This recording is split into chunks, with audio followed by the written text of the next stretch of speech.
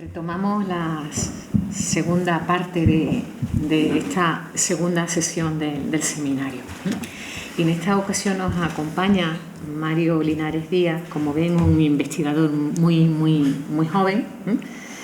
Era importante que en el seminario hubiese una representación de toda esa escuela de jóvenes historiadores e historiadoras que desde un marco conceptual novedoso, en el que incluyen conceptos y debates como aquellos de los que hablamos anoche, la colonialidad, la decolonización, que utilizan una perspectiva interdisciplinar y una fuente novedosa, la historia oral. Están haciendo un trabajo impresionante en muchos temas, pero en un tema como este aún más importante, ¿no? Están poniendo el foco en sujetos que habían sido olvidados por la historia, ¿no? Y con unas metodologías que estoy completamente segura que van a dar un resultado de aquí a medio largo plazo muy gratificante para todos. Bueno, Mario es doctorando e investigador en el Departamento de Historia Contemporánea de la Universidad Complutense, aunque no reside ahora mismo en Madrid, y está trabajando sobre emociones y memoria en el exilio saharaui, y lo hace, les decía, con historia oral, con testimonio de los campos. Además de sus numerosas contribuciones a congresos nacionales e internacionales sobre el tema, pueden encontrar una muestra de su forma de construir la historia en dos trabajos que les recomiendo, porque además están en abierto. Hacia una geografía del sentimiento, emociones en el proceso del exilio saharaui, en investigaciones históricas, y también el artículo sobre convivencia colonial en la memoria del exilio, que lleva por título Éramos agua del mismo cuenco, la representación de la convivencia colonial en la memoria del exilio saharaui. Les dejo con este, no por joven, poco maduro investigador. Yo le escuché no hace tanto y la verdad es que está aquí porque me causó una fantástica impresión y por eso lo hemos invitado. Y ojalá anime a nuestros jóvenes alumnos y alumnas ahora que están pensando en temas de TFG, temas de TFM, pues a atreverse con un tema, si bien no sobre el Sáhara, al menos con las perspectivas y las fuentes con las que trabaja quien nos acompaña. Bueno, el título de su ponencia es Unos la dejaron y otros la ocuparon. Aquello ocurrió así: abandono, caos y miedo en la memoria saharaui. Mario. Muchas gracias, Inmaculada, y a la profesora Encarnación por haberme invitado. Le contaba antes que yo estaba leyendo artículos de ellas dos que publicaron hace poco sobre este tema y me alegró mucho que quisieran contar conmigo. Gracias también al técnico y a los asistentes por el interés por este tema. Me voy a permitir el lujo y creo que lo van a entender, de ir utilizando sobre todo el texto que tengo escrito. Voy a leerlo no porque no lo tenga preparado, sino porque sobre todo quiero ser muy preciso a la hora de dar ciertos datos, sobre todo muy preciso con la cronología, que en este tema es fundamental, también para coordinarme con las diapositivas y para ir presentando, ahora lo iremos viendo, distintas personas, distintos saharauis, testimonios que iré colocando aquí para que todo vayamos poco a poco leyendo. Desde el verano del año 75 y especialmente durante los últimos meses de la presencia de España en el Sáhara, los acontecimientos, como hemos podido ver en estas sesiones, se precipitaron de una forma vertiginosa. Los diferentes gobiernos de la dictadura, que durante décadas habían promovido una retórica paternalista colonial, basada en esa idea de atraerse a la población saharaui hacia su seno con el fin de lograr un hipotético progreso, alargaron de una forma alarmante su presencia en el territorio, y por una serie de decisiones políticas cambiantes, por la propia presión internacional y por el miedo a una guerra que podría haber ocasionado la desestabilización o la caída del régimen, provocaron que se descartara por completo la posibilidad de llevar a cabo un proceso formal de descolonización efectiva basada en el derecho internacional. No es casualidad, de hecho, que esta fase final del colonialismo español coincidiera en el tiempo con la fase final también, con la propia agonía del franquismo, un periodo que se caracterizó tanto por la ausencia de una estrategia decolonial convincente como por una voluntad firme a la hora de cumplir con la legislación internacional.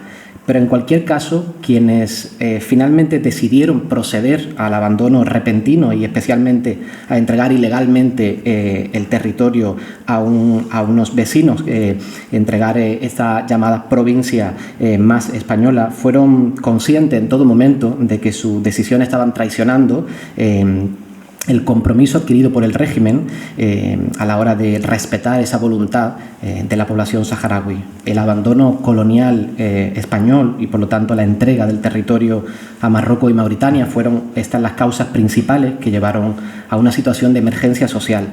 La confianza que buena parte de la población saharaui había puesto en las instituciones y sobre todo el desconocimiento de lo que realmente estaba ocurriendo fueron factores, creo, que provocaron una tragedia. Tanto el dictamen de la Corte Internacional de Justicia como el informe de la misión visitadora de la ONU, ambos se publicaron en el mes de octubre del 75, habían supuesto una gran derrota jurídica con respecto a las aspiraciones anexionistas que existían de Marruecos y Mauritania sobre el Sáhara Occidental. Estas imágenes, por ejemplo, fueron tomadas en mayo durante la visita que hizo esta delegación de diplomáticos de la ONU que acudieron a la zona con el objetivo, entre otros casos, de conocer la situación, y se vieron con las autoridades de España, fueron a España, visitaron Marruecos, visitaron Mauritania, visitaron Argelia, visitaron todos los países, digamos, que tenían algo que decir en este asunto, pero especialmente hicieron una visita, hicieron un recorrido por muchas localidades del Sáhara y se encontraron con la propia población saharaui. La conclusión a la que llegó esta misión de la ONU fue plasmada en un informe y fue bastante clara. La verdad es que los saharauis en aquel entonces ya exigían a las autoridades que cumpliera con el derecho internacional y que permitiera un referéndum de autodeterminación. El informe además señala el apoyo masivo que ya existía entre la población saharaui con respecto al Frente Polisario, y además señalaron un fuerte sentimiento de identidad, de existencia, que existía un fuerte sentimiento de identidad con respecto a las aspiraciones de Marruecos y Mauritania, que habían vendido durante los últimos años, que en el fondo los saharauis estaban como confundidos y que ellos eran o marroquíes o mauritanos, pero que no existía esa identidad.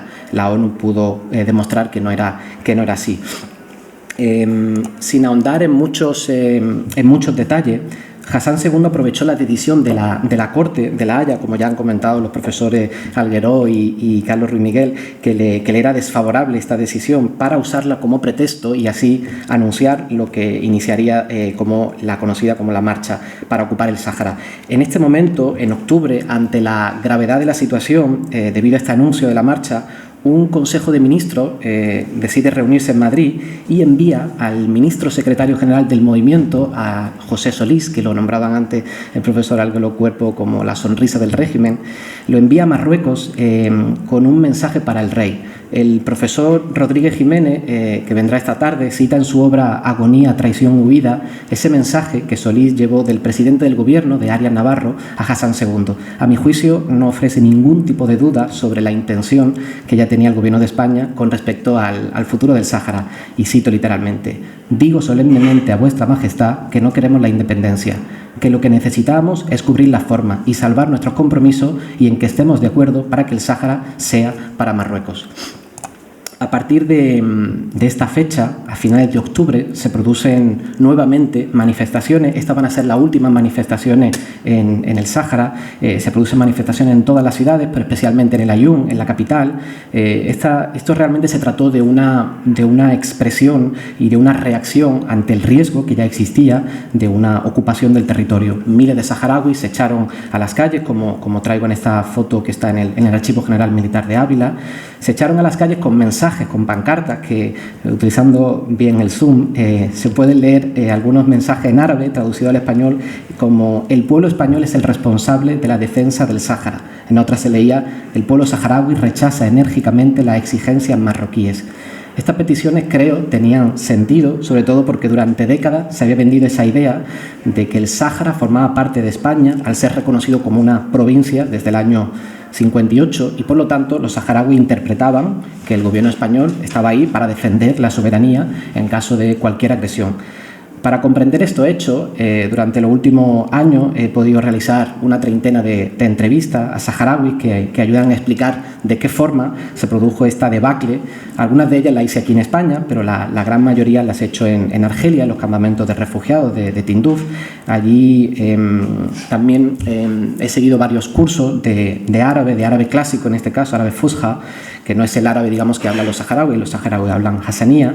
También reconozco que, aunque he estudiado árabe, mi nivel nunca ha sido suficiente para poder dirigir una entrevista de forma independiente, por lo que siempre estuvo conmigo un intérprete, un traductor, que me ayudó en la labor de esa dirección, pero sobre todo en la transcripción de esa entrevista al español.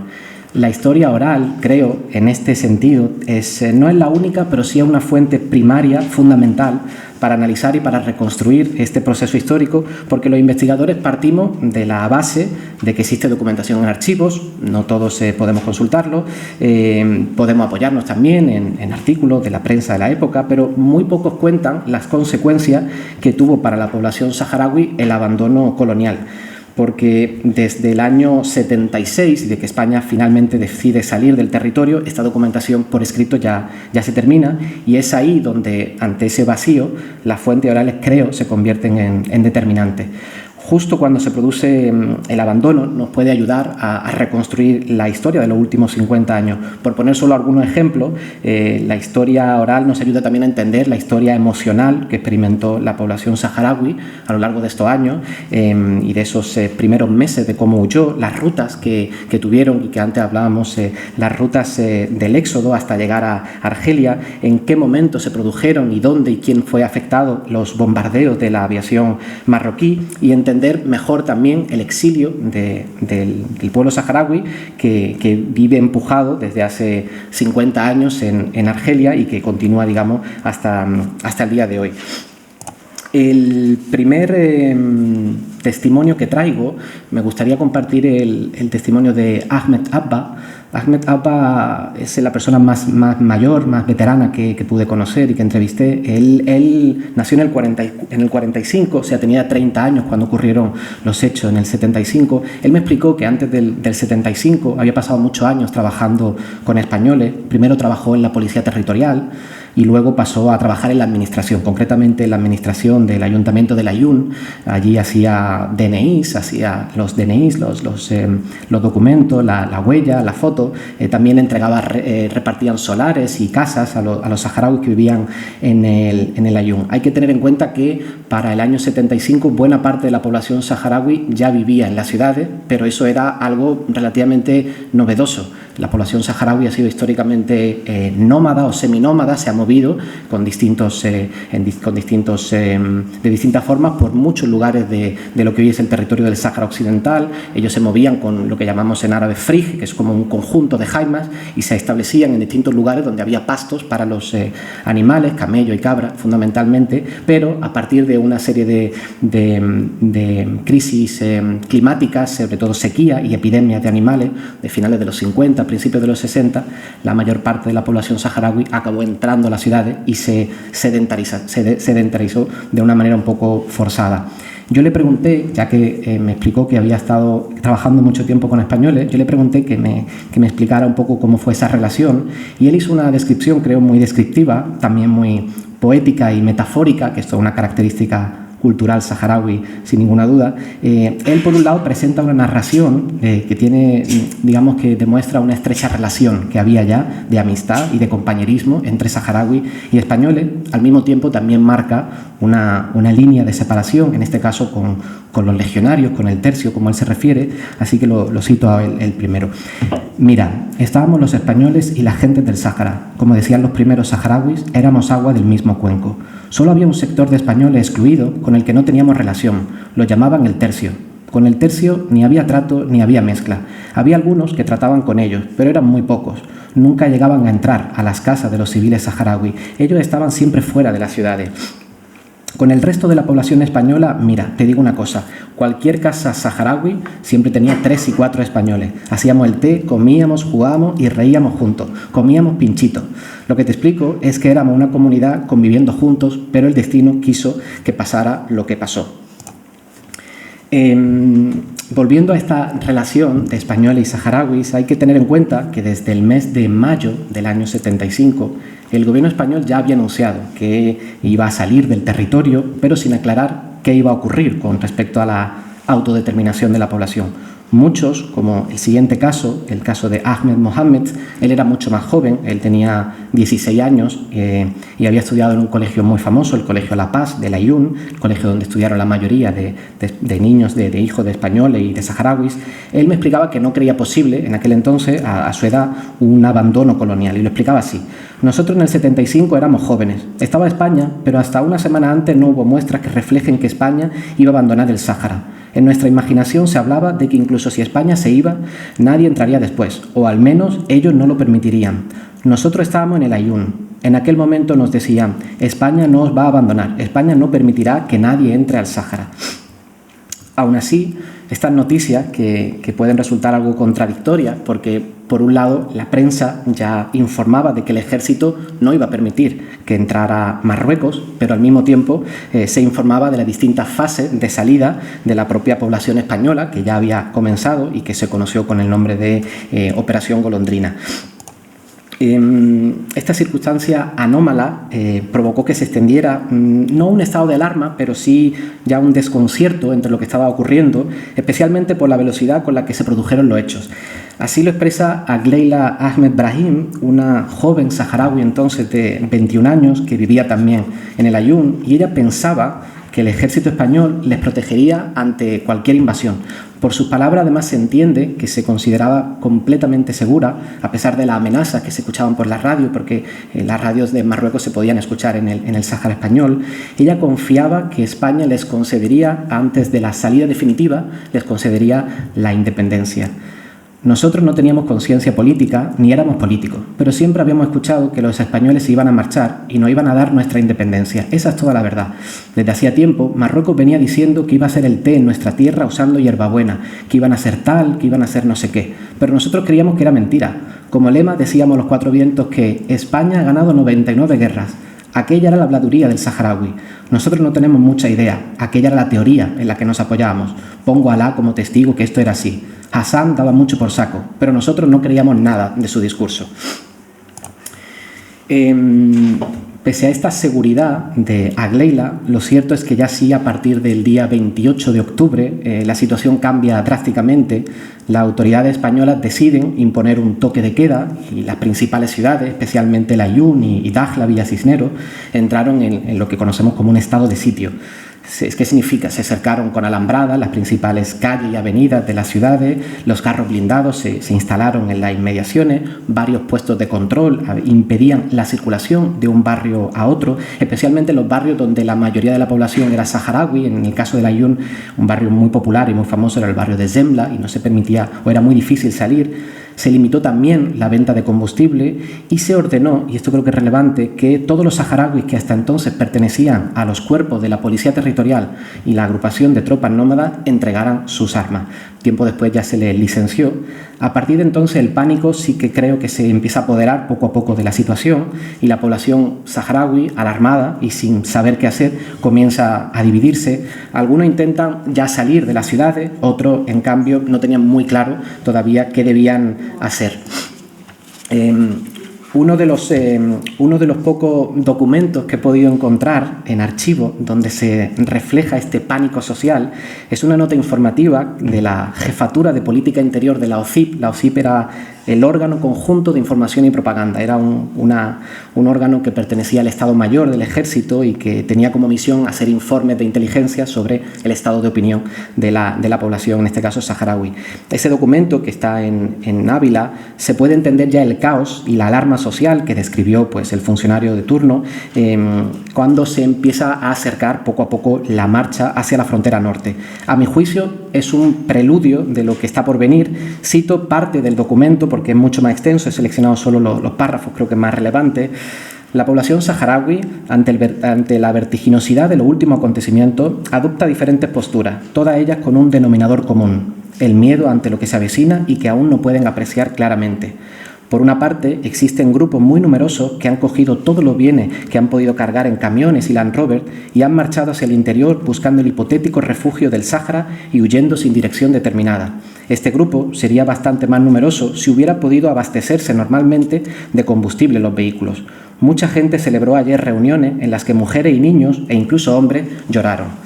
La medida de licenciamiento de miembros de la Policía Territorial y de la agrupación de tropas nómadas, con abono de sus pagas hasta diciembre, y la retirada de armamento es interpretada, según las primeras impresiones recogidas, en dos sentidos: que España, como dijo en mayo, se va definitivamente del Sáhara, o que España ha traicionado a los saharauis y les quita las armas para que no se vuelvan contra ella.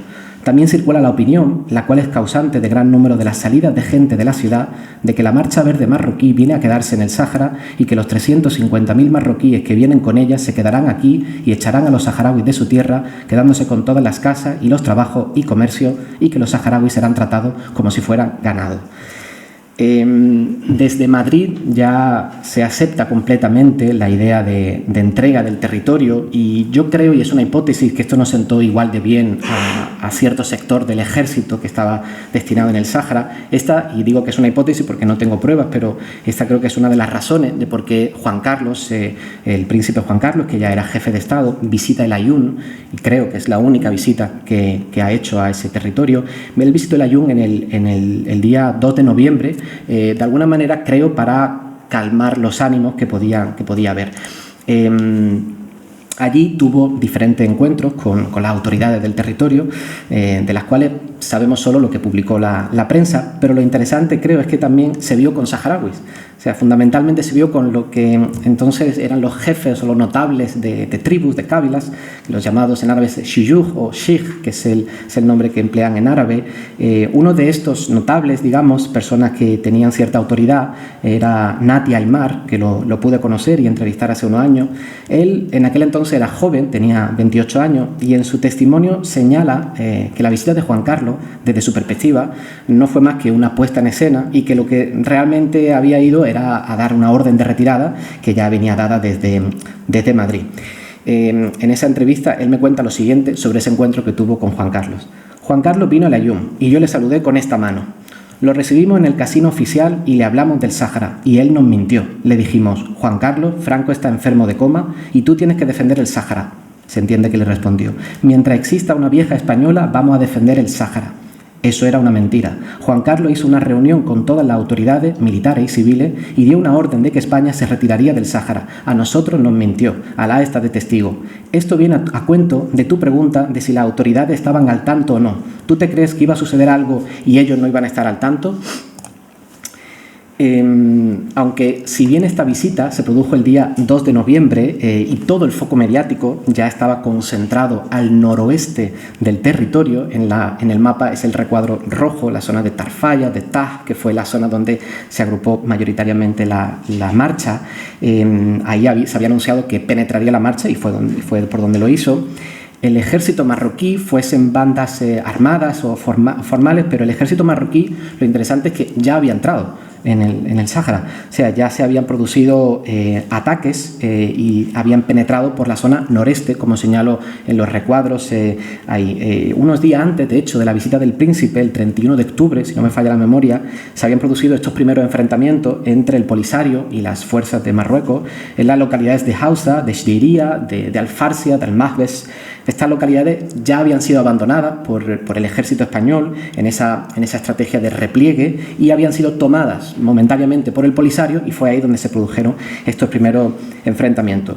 Pero lo interesante, creo, es que entre el día 2, la visita de Juan Carlos, y el día 6 de noviembre, cuando oficialmente la marcha entra, la marcha que conocemos como la Marcha Verde, entra por la zona de Taj, por la zona del noreste, se produjeron en esos días una serie de acontecimientos entre España y Marruecos que no están del todavía bien aclarados. Conocemos algunos detalles, faltan otros, especialmente porque, como la mayoría sabe, hasta el día de hoy sigue vigente, lamentablemente, la ley sobre secretos oficiales, y eso imposibilita la consulta de cierta documentación, sobre todo del año 75, que alguna está clasificada y que, bueno, espero que pronto cambie la ley o que se pueda al menos saber cuándo se podrá consultar cierta documentación. Lo que sí conocemos y que ya se había negociado era el llamado Acuerdo Tácito Hispano-Marroquí. Este consistía en que la marcha iba a penetrar varios kilómetros dentro del territorio de la todavía llamada provincia del Sáhara Español y luego se retiraría. El acuerdo, de hecho, se había ya negociado durante varios días entre el primer ministro marroquí, Ahmed Osman, el presidente del gobierno, Arias Navarro, y en calidad de jefe de Estado ya Juan Carlos de Borbón. Sobre lo que se habló en esos encuentros, por la parte española tenemos poca información. Lo poco que he podido encontrar es una transcripción de una comisión de asuntos exteriores que se produjo en el Congreso varios años después, y ahí el entonces embajador español en Marruecos, Martín Gamero, reconoce que se había producido ese acuerdo tácito. Pero lo curioso es que este acuerdo tácito aparece citado en otra fuente, y es que, por suerte, existe un telegrama secreto ya desclasificado del Departamento de Estado de Estados Unidos, donde el embajador estadounidense en Madrid, Stabler se llama, él afirma que Juan Carlos, en ese encuentro con el primer ministro marroquí, le dijo lo siguiente.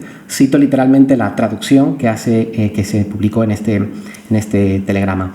España permitirá a los manifestantes entrar en una zona neutra de 6 a 8 kilómetros de la frontera del Sáhara y aceptará que una delegación de 50 marroquíes se dirija a Laayoune. Un día después de haber entrado en la marcha, el día 7 de noviembre, ya estaba instalada en esa tierra de nadie, en esos kilómetros dentro del territorio. El ministro de la Presidencia, que antes lo nombraba al profesor Alguero Cuervo, Antonio Carro, que fue, para mí, creo que en esto estamos con los dos de acuerdo, fue sin ninguna duda ellos dos, José Solís y Antonio Carro, el engranaje que posibilitó que el territorio acabase ocupado.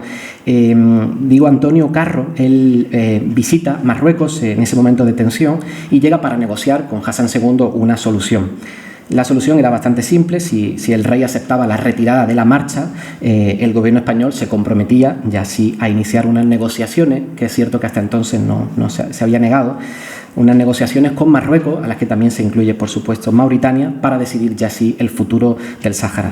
De vuelta de ese viaje a Madrid, Antonio Carro trae una carta del rey de Marruecos que iba dirigida al príncipe Juan Carlos con lo que se conoció como el arreglo definitivo.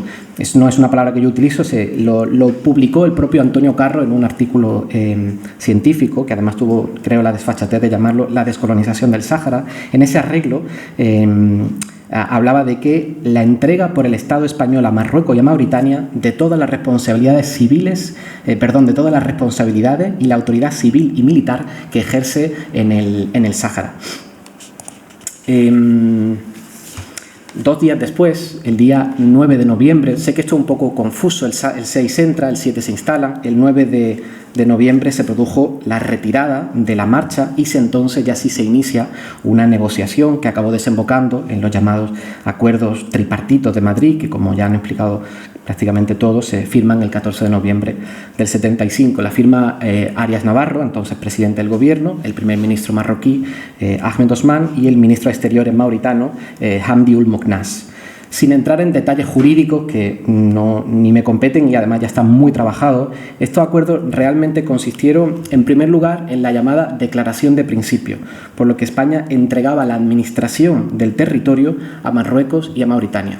Repito, España entrega la administración, no la soberanía, porque como potencia colonizadora que era, no tenía la soberanía sobre un territorio que ya era considerado territorio no autónomo. Además, se incluyen una serie de acuerdos económicos que ayer lo nombraron.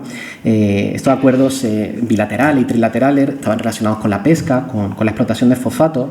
La mayoría de ellos, de hecho, los acuerdos económicos no se llevaron a efectuar en la práctica por el caos que supuso la salida española, por sobre todo la ocupación del territorio, pero especialmente por la guerra que se inicia ya contra el Polisario entre Marruecos y Mauritania.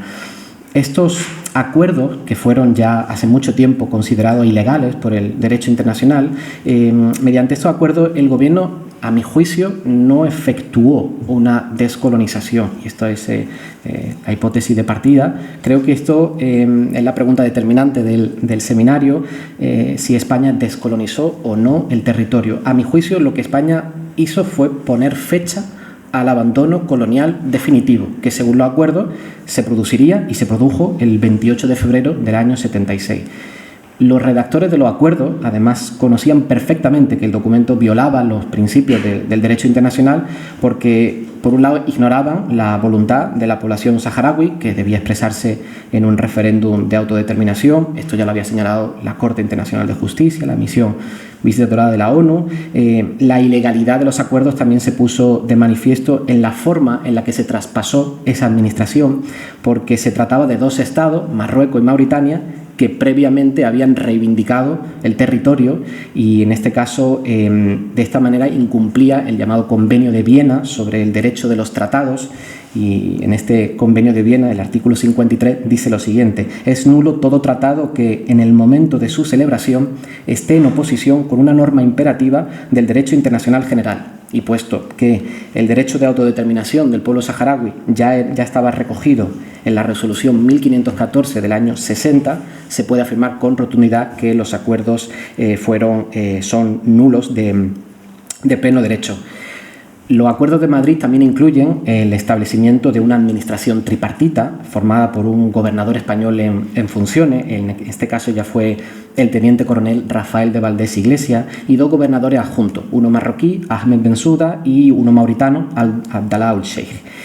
Los acuerdos, igualmente, como ya se ha señalado, fueron refrendados mediante una ley, la famosa ley sobre descolonización del Sáhara, que se publicó en el BOE el día 20 de noviembre del 75, o sea, pocas horas después de la muerte de Franco. Y a mi manera de verlo, España, que había ejercido durante décadas como potencia administradora de un territorio que era una colonia, pero lo llamaba provincia, no procedió tanto a una descolonización, sino más bien a un abandono colonial, que creo que es diferente. Lo que sí que llevó a cabo fue una desprovincialización, que esto es un término que no me invento yo, ya aparece en ciertos documentos. Si alguien se pregunta qué significa una desprovincialización, pues brevemente lo resumo. La entonces provincia del Sáhara Español, la llamada así provincia, se había creado en el año 58, aunque digamos el estatus jurídico lo tuvo en el año 61, y lo había hecho España para no tener que reconocer la existencia de colonia. Esto fue un caso calcado del caso Portugal, que llamó provincia ultramarinas a los territorios que eran colonia. Partiendo de esto, y aunque esta provincia del Sáhara Español había estado sometida a un régimen peculiar con analogía al provincial, el gobierno de Arias Navarro acabó reconociendo que en realidad nunca había formado parte del territorio nacional. Por eso creo es que se pudo desprovincializar. El ministro de la Presidencia, Antonio Carro, que como digo fue uno de los mayores defensores de esta entrega a los países vecinos, él se encarga de defender esta postura en el Pleno de las Cortes donde se votó. Es un fragmento que ya ha citado el profesor Alguero Cuervo. Yo tengo una versión un poco más larga y él lo explicó, Antonio Carro, en las Cortes de la siguiente manera: si me permitís resumir la realidad del Sáhara en un eslogan de cierta expresividad gráfica, diría que el Sáhara es de España, pero el Sáhara no es de España. Franco... No es de España. el Sáhara es de España, pero el Sáhara no es España. Perdón, gracias por la aclaración. Franco, y continúo, que la narración es más larga. Franco, en visita a las tierras saharauis en 1950, dijo, abro comillas sobre el texto de Franco: vuestros hermanos de España no vienen aquí a alterar vuestra paz, vuestra libertad y vuestro señorío. Vienen a ayudaros, a traeros el progreso de la civilización, los sanatorios, los médicos, todos los medios de que la ciencia dispone, con ese desprendimiento que solamente es posible en una nación como España, porque España es el único pueblo sobre la tierra capaz de esta grande empresa. Fin de la cita de Franco. Continúo con el texto de este Antonio Carro en las Cortes. Él termina diciendo: la calificación formal de provincia de dicho territorio no fue en ningún momento un empeño asimilacionista, como sí lo fue, en cambio, el intento de Salazar respecto de las colonias portuguesas. La provincialización ha sido un magnánimo intento de situar a los saharauis en un plano de estricta igualdad jurídica con todos los ciudadanos españoles, pero de ello a deducir que el Sáhara, que sea el Sáhara una provincia española, hay un abismo.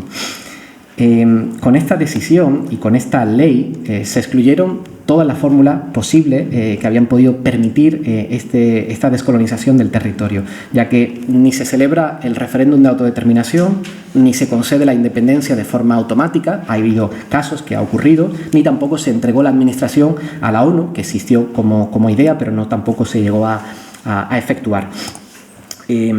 Para finales de noviembre del año 75, la evacuación de la población española ya había comenzado, de hecho estaba ya en su fase final esta operación Golondrina. En el Sáhara, a partir de noviembre, quedan por la parte española personal administrativo necesario y sobre todo algunos militares que ya saldrían a lo largo de enero y febrero del año 76.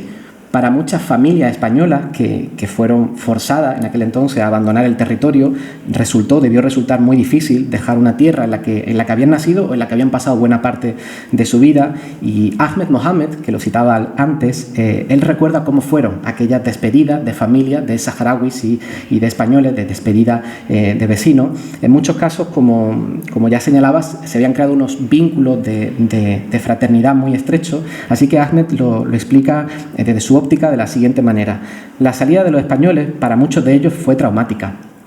Algunos recuerdos se fueron llorando, muchos consideraban esta tierra como suya, otros habían nacido allí. Recuerdo a mujeres llorando, entregando sus pertenencias a sus vecinos porque ellos se iban. Incluso daban casas completas, la llave. Nos contaron que cuando entraron los marroquíes se apropiaron de muchas casas de los españoles que estaban cerradas, incluso de aquellas casas que se le había dado a los saharauis. Muchos de los españoles no querían irse porque ya en ese tiempo las relaciones y la cohesión entre los dos pueblos era fuerte. Firmados los acuerdos y teniendo en cuenta el repliegue español del territorio, ya había comenzado, como digo, poco a poco una ocupación de las ciudades que se produjo en un periodo relativamente breve. He traído un mapa y he enumerado en qué momento se ocuparon las distintas ciudades, las más importantes. Al norte, las dos principales ciudades que acabaron ocupadas fueron Smara y El Aaiún, que Smara fue la primera, cayó el 27 de noviembre bajo la ocupación marroquí. La capital cayó un tiempo después, el 11 de diciembre. Esto se había tratado totalmente de una estrategia coordinada, o sea, España se marchaba y inmediatamente entraba la nueva administración marroquí o mauritana. Al sur sí que existe algo más de dificultad en ese sentido, probablemente por la debilidad del ejército mauritano comparado con el marroquí. La Güera, que es la tercera localidad en ser tomada, al extremo sur, esta pequeña ciudad que había sido tomada inicialmente por el Polisario, acabó siendo, después de una batalla, acabó en manos mauritanas el 20 de diciembre.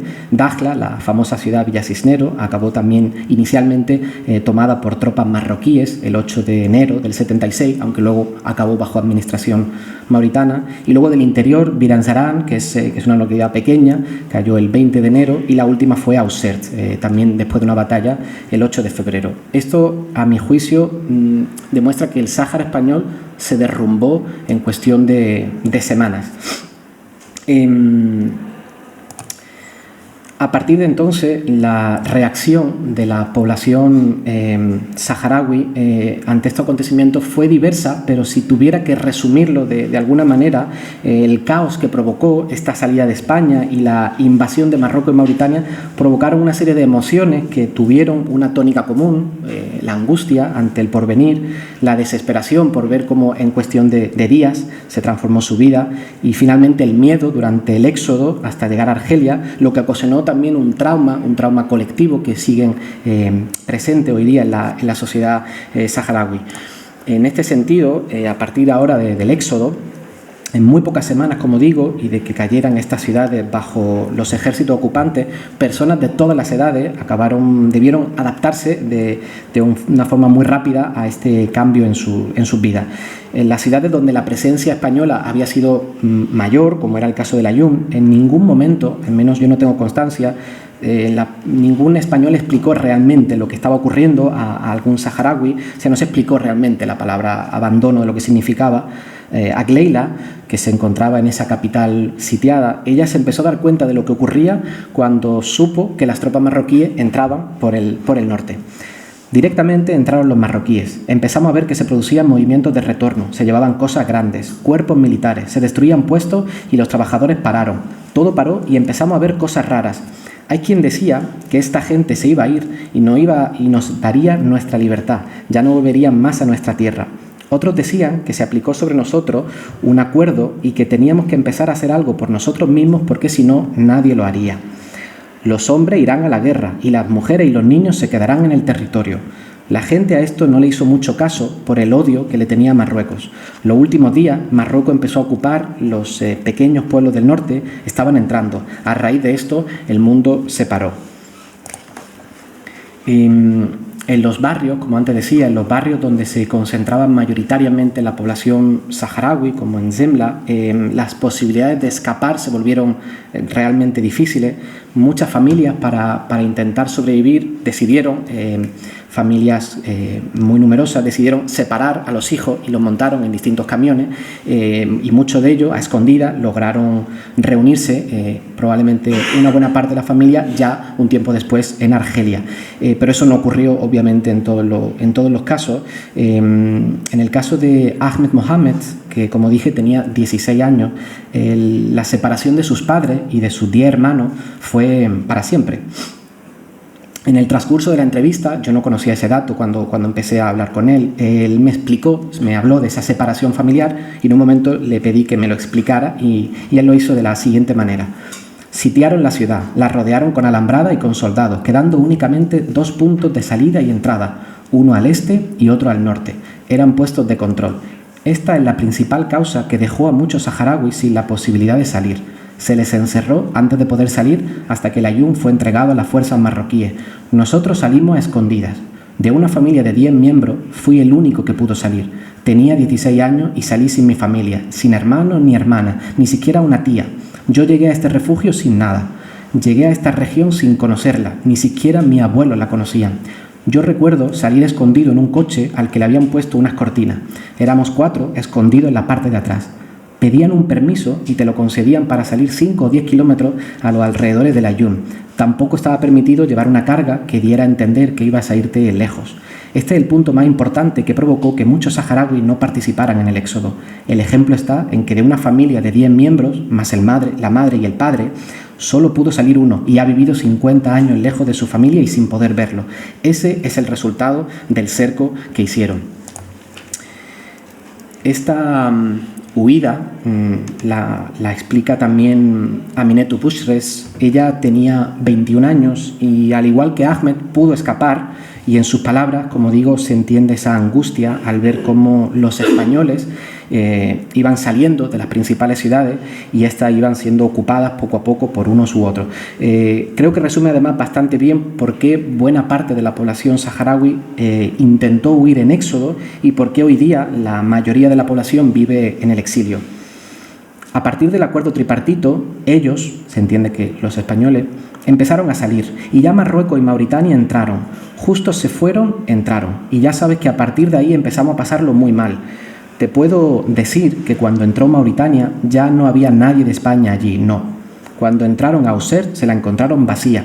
Ten en cuenta que si había alguien eran saharauis, no españoles. Había bastante gente saharaui allí. El que no huyó tenía muchas posibilidades de morir porque ellos no ganaban absolutamente nada con la gente.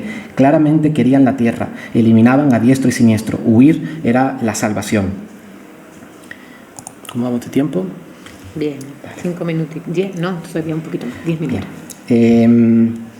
En este mismo sentido, el colapso de la propia administración española se entiende a los ojos de un adolescente. Entonces, tenía 14 años y se llama Bahía Mahmoud Awad. Él es hoy un reconocido poeta y antropólogo que vive en España. Y él, como probablemente otros niños, él interpretó el abandono el día que llegó a su colegio en la ciudad de Auxerre, y se lo encontró en un estado de caos, podríamos decirlo. Me levanté en mi casa, iba al colegio y cuando llegué me encuentro con los niños rodeando el colegio, con puertas abiertas de par en par, las ventanas, libros expandidos por ahí por el patio, abandono totalmente, un vergonzoso abandono. Fue en Auxerre y veía en los edificios del ayuntamiento, cerca del hospital, del cuartel militar, decenas, cientos de camiones cargando armarios, maquinaria, de todo. Las panaderías cerraron de un momento a otro. Aquello colapsó en un día todo. Y nada, pues yo tenía unos 14 años, entendía que España se iba, pero no estaba yo a la altura de procesar el vergonzoso abandono. En cambio, esta impresión no fue igual para todos. Para Data Ahmed Abeidi, que lo pude entrevistar hace ya muchos años, hace 10 años, él era joven, tenía 19 años, pero me explicó y entendió rápidamente lo que estaba ocurriendo. Para él España se iba y eran por lo tanto los propios saharauis los que debían protegerse y hacer frente a la invasión. En este fragmento él además resume los años de convivencia en el que habían trabajado españoles y saharauis y nombra a varias empresas. Cuberta es Cubiertas y Tejado, y Fos-Bucra fue la empresa más famosa de fosfato, la empresa, digamos, estrella que tuvo España, y él explica cómo de forma muy repentina, en cuestión de semanas, todo cambia. Los españoles eran los colonizadores, España es el colonizador, y con ello había trabajo, por ejemplo, algo que llamaban cuberta. Otros trabajos eran el ejército, la policía, había muchos soldados entre los saharauis, existían estos tipos de trabajos principalmente. Esto era lo que ofrecía España para trabajar. También en Fos-Bucra, allí trabajaba la gente, y permaneció así hasta que España hizo entrega de la rienda a Marruecos. Cuando hicieron la entrega, la gente se fue, nos dejó. España se fue deprisa y corriendo, unos la dejaron y otros la ocuparon. Aquello ocurrió así. Aquel tiempo que convivimos con los españoles, los militares seguían unos códigos. En cambio, los civiles comerciantes tenían más libertad. Las personas espabiladas, que vieron venir las cosas antes que otras, comenzaron a sacar su inversión y a su familia, haciendo las cosas bien para no caer en la ruina familiar y económica. ¿Has escuchado esto? Me decía. El ejército tenía prohibido su salida. Estaban esperando hacer entrega a Marruecos. El día que entró Marruecos por la frontera, ya nadie preguntó. Todos comenzaron a salir, ya daba igual el civil que el militar. Yo sé que la mayoría que está en esta sala conoce el mapa que ya ha presentado Álvaro Cuervo, pero aún así me gustaría señalar un aspecto de suma importancia. Hoy día, cuando hablamos de los campamentos de refugiados de Tinduf, que se encuentran en Argelia, en ese recuadro, en ese circulito naranja, en la llamada Hamada argelina, es una zona muy árida. Para quien nunca haya estado, es una parte del extenso desierto del Sáhara, que no tiene nada que ver con la imagen idílica que tenemos del desierto, de dunas. De hecho no hay por allí, no están estas famosas dunas. Es una zona pedregosa con mucha sal en el suelo. Además y dificulta que crezcan fruta o verdura, y cada vez, por suerte para ellos, se intentan potenciar que haya más huerto, donde las tormentas de arenas en esa zona son algo constante, las temperaturas son extremas, da igual que sea verano o invierno. Cuando llueve, que llueve poco en muchas ocasiones, y esto lo conocemos también aquí en España, llueve con tanta intensidad que hace que se provoquen derrumbes de casas. Y esto es importante. Los primeros saharauis que llegan a Tinduf, sin prácticamente medios, se ubican cerca de Tinduf, cerca de hecho de Rabuni, del campamento de Rabuni, se instalan con jaimas y así estuvieron años durante la guerra. Luego esas jaimas, que poco a poco se iban deteriorando, fueron transformándose en casas de adobe, de ladrillos de adobe, y por motivos diversos, pero sobre todo por la lluvia, esas casas de adobe hoy día ya casi todas van desapareciendo, y las construcciones que se siguen haciendo en campamentos ya son de ladrillo de cemento, digamos, un ladrillo que no se derrite, para entender, ¿no?, cuando llueve. Cuento esto porque el lugar al que terminaron llegando la mayor parte de la población inicialmente no fue, o sea, los saharauis no huyeron hacia Tinduf, no era ese el lugar al que iban a acudir. La ocupación mauritana y marroquí provocó que la mayoría de los primeros campamentos fueran campamentos internos, fue un desplazamiento interno, un desplazamiento forzado.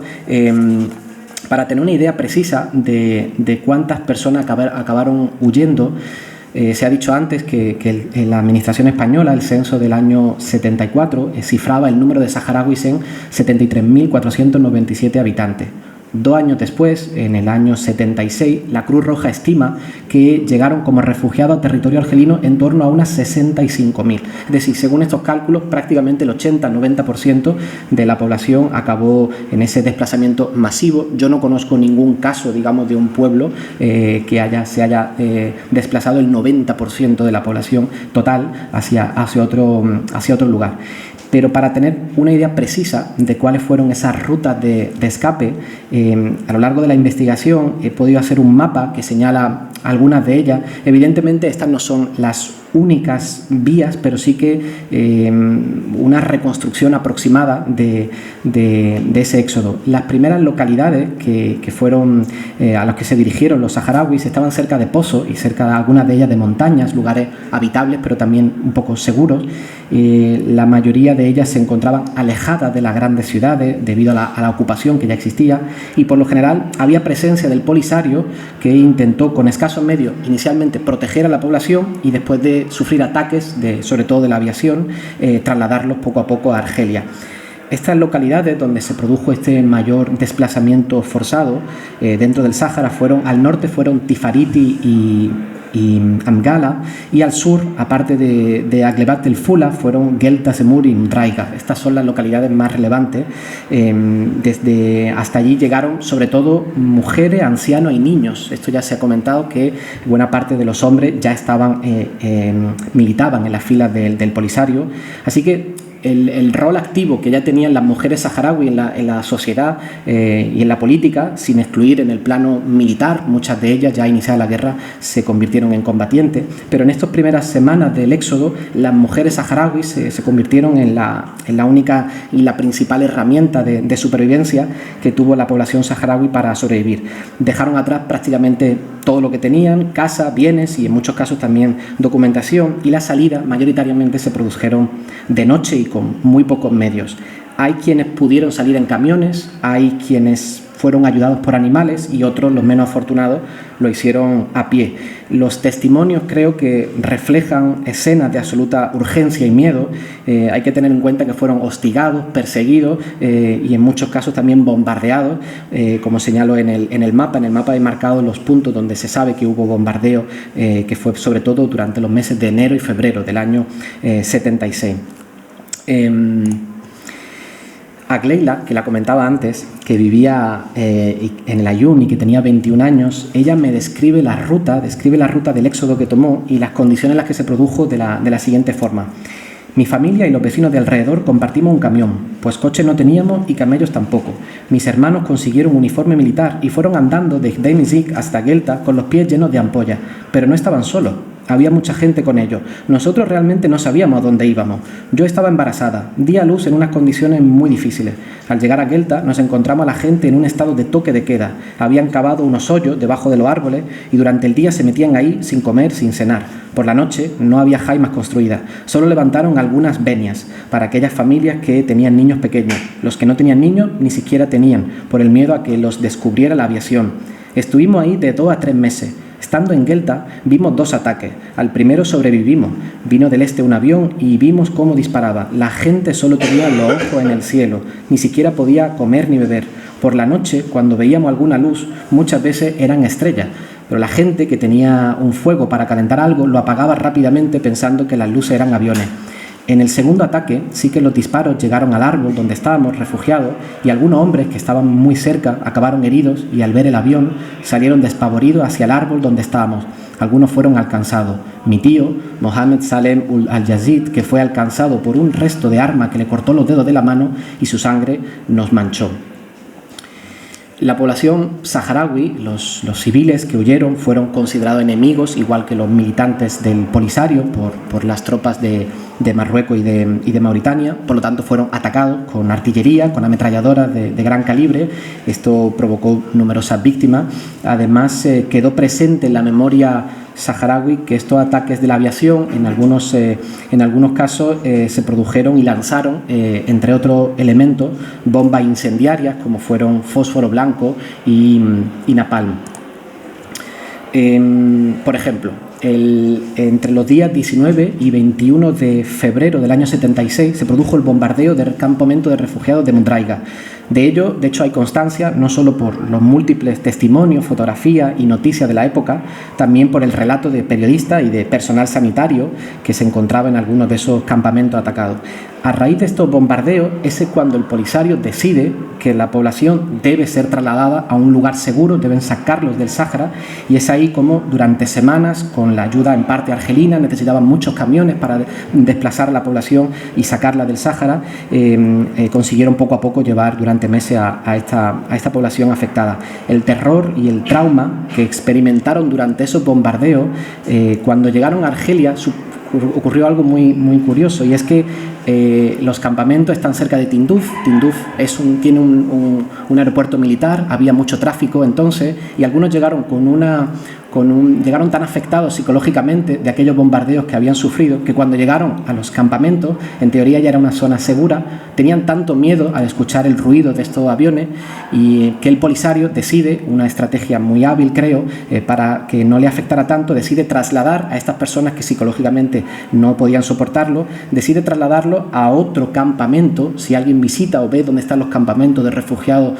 de Tinduf, la mayoría están cerca de Tinduf, pero hay uno que está muy lejos, a varios, más de 100 kilómetros si no me equivoco. Lo llevaron a un oasis que se llamaba Agunit Bil Lakra y que se acabó conociendo como el nombre de campamento de Dakhla.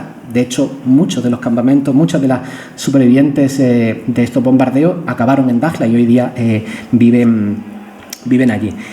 Termino ya mi intervención con el testimonio, en este caso de 2 enfermeras españolas que dieron también su versión sobre estos hechos. La primera se llama Montse Escorbe y ella se encontraba presente en el momento del ataque al campamento de Mundraiga.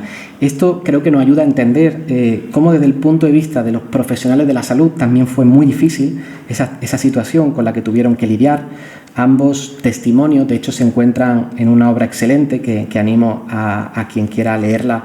La obra se llama El oasis de la memoria, la publicaron Carlos Martín Beristain y Eloísa González Hidalgo. Se puede comprar, pero también se puede descargar gratuitamente. Ellos cedieron los derechos de esta obra a la Universidad del País Vasco. Si buscáis El oasis de la memoria, es una documentación gigantesca de las múltiples violaciones de los derechos humanos que sufrió entonces la población. Y Montse, esta enfermera que estaba en Mundraiga, ella cuenta lo que vio en primera persona. Los medios eran muy escasos, cada coche hacía muchos viajes. Llegamos a Ondraiga y tuvimos muchos problemas de infraestructura, porque todo el mundo viajaba con poco equipaje. Llegamos sobre el 12 o el 13 de enero allí a Ondraiga y estuve allí trabajando en el dispensario, que era una tienda blanca con un círculo arriba azul y la media luna roja saharaui, que se destacaba muchísimo porque era como una casita. Estuve allí y asistí a partos que nunca había asistido, en condiciones infrahumanas que todavía hoy no sé ni cómo lo hice, pero bueno, lo hice. Las condiciones eran muy malas para hacer cualquier cosa. Los partos, intentaba hacerlo y entonces fue cuando empezó el bombardeo. La otra enfermera, Ana Gaspar, ella asistió a los heridos que llegaron ya a los campamentos. Ella no estaba presente en Ondraiga, ella se encontraba ya en Argelia, y ella describe y atestigua el estado en el que llegaron aquellos supervivientes de aquellos bombardeos, y dice: todos tenían heridas de metralla de las bombas. La que peor vi fue la niñita que tenía el brazo amputado. Los demás todos tenían problemas de ojo, los ojos muy rojos por el napalm y el fósforo. Todo el mundo con congestiones nasales y de ojo. Esto era lo más significativo. Quiero terminar ya así definitivo señalando que estos testimonios en el fondo no solamente son una pequeña muestra de la historia del pueblo saharaui.